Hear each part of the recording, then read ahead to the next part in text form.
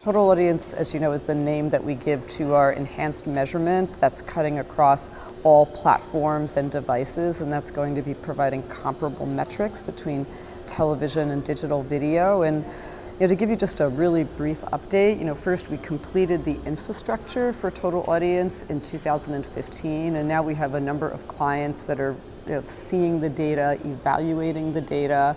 We have over 25 media properties that are evaluating what we call our digital content ratings data for measuring content across digital platforms, and pretty much all of our television clients right now have our total content ratings data, either in terms of their digital data or time-shifted data, and they're evaluating that. So we're in sort of the evaluation stage now for total audience, and the next stage will be syndication, which we expect to be later in Q2 or early Q3. Awesome, and let's talk about sort of going granular on different devices and how that's developing, where, going specifically into Roku or into other devices. Right. We actually we've made some announcements this week exactly about that. So first, with respect to connected devices, so when we say connected devices, we mean Roku, we mean Amazon Fire, we mean Chromecast, Apple TV.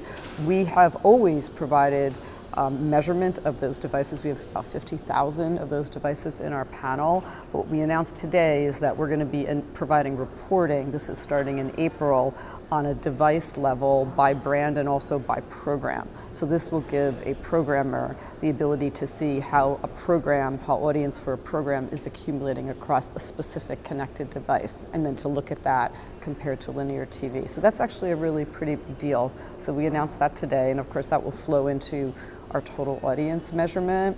We also did another thing, this is getting a little bit granular, but in terms of what we're doing with our core linear TV measurement. So we announced earlier this week that we're going to be providing in our regular reporting interface linear television viewing from day 7 through day 35. And we had provided it earlier, but now it's going to be provided in a much more easier way through our reporting interfaces. It's called Empower.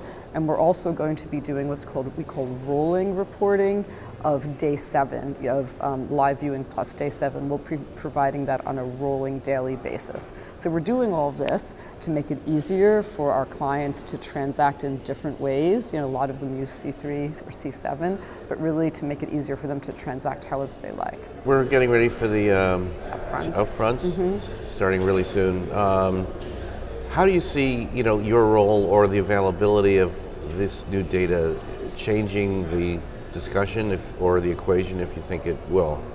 I mean, we're not sitting there in those upfront negotiations ourselves. We're hoping that the data is, influencing the upfronts, and that, people are starting to use the data and starting to make different decisions on which they're going to transact. And, we're hearing some of that anecdotally from our clients already. So I do think it will have, an impact. It'll be a bigger impact as this builds and as we go into syndication later in the year.